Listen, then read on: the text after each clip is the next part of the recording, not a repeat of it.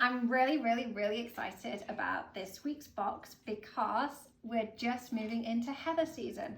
So this is the purple heather. It's from Louie's farm. I'm sure if you were having our deliveries last year, you saw it. And we've got these great wreaths coming down the line as well with Louie's heather. So this is that.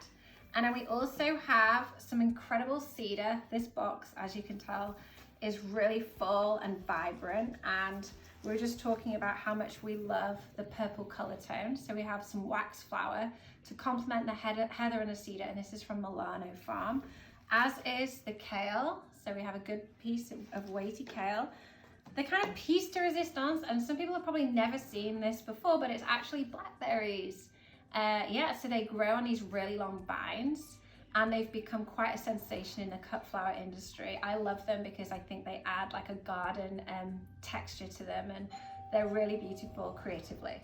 That is the doorbell. So sorry about the Amazon interruption, but it is like a daily situation, I'm sure, for many of us at home.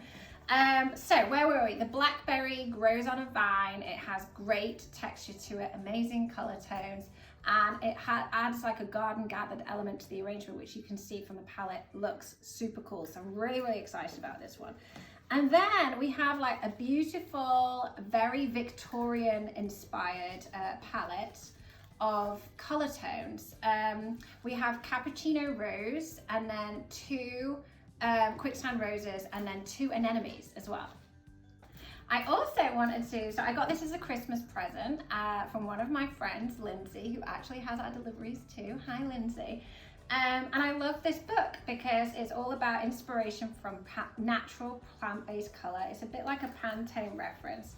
But I just wanted to share that my inspiration for this color palette came from California coastal colors, and it says surfers bobbing in teal, green and Pacific waves, cliffs covered in acid yellow from wild fennel flowers, ancient redwoods reaching through the fog. The plant-based colors made from these California coastal ingredients create a perfect West Coast color palette. And because everything is sourced locally, I thought that, isn't it so true and fitting for this time of year?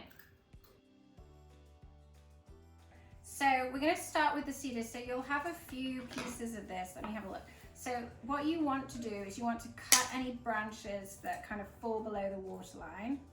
Give the end a fresh cut, and then just use them to cover the perimeter of the vase, like this. This one, see, I'm going to cut these pieces further down. So just keep adding them in to build shape. Even small pieces you can add at the front of the arrangement, like these little guys you can just put in here, like that.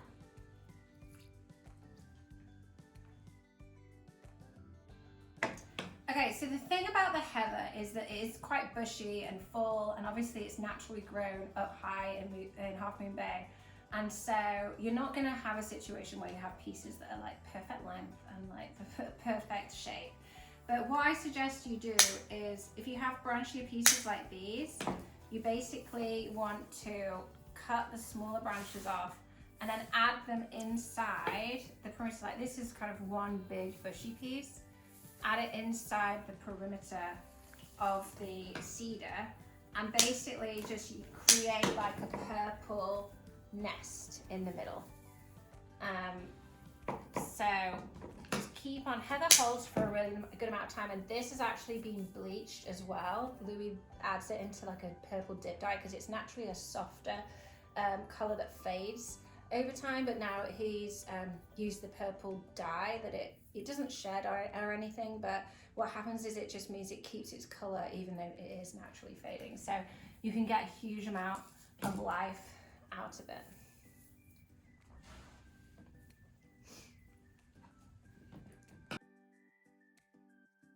One thing I did want to say on the dye front is that it's actually a completely natural dye as well. So you don't need to worry about using any harmful chemicals or anything like that. That's actually one of the specifications within the California flower industry, is that any dyes that you do use are all naturally based. So just wanted to explain a bit about that one. So next we're going to add in the blackberry. So just give it a fresh cut and then you can add it. I'm going to put it on this side, but it's entirely up to you. You can put it on the right side or the left side. It's just going to point out like this and add some great texture.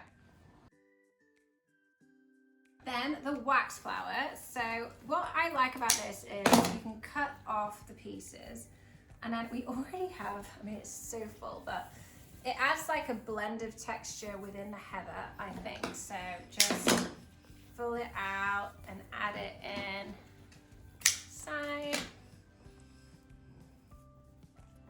like so. Oh, piece, I'm gonna cut that piece in.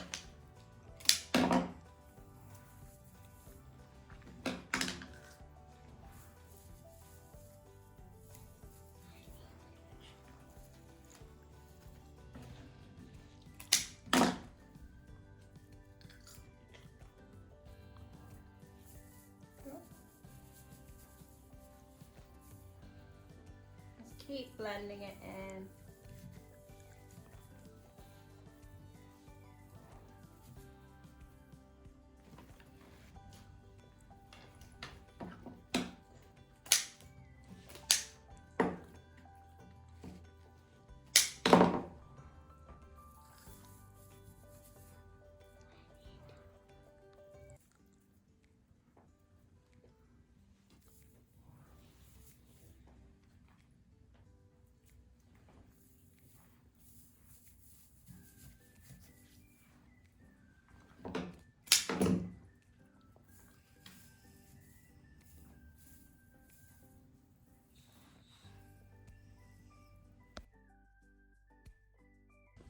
Okay, so with the kale, we're just gonna cut it down.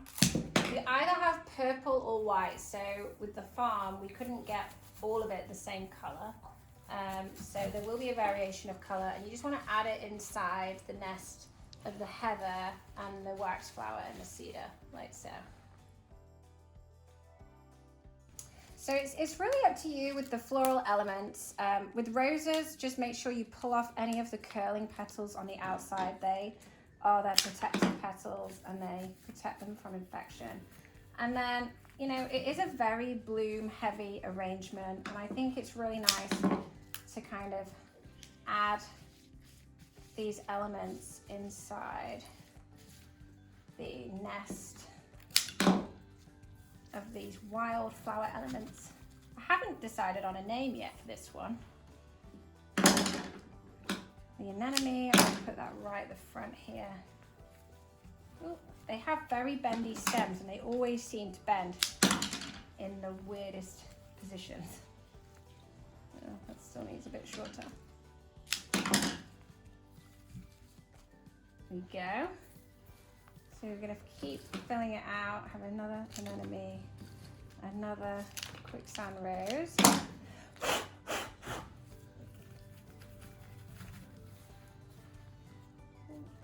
Okay.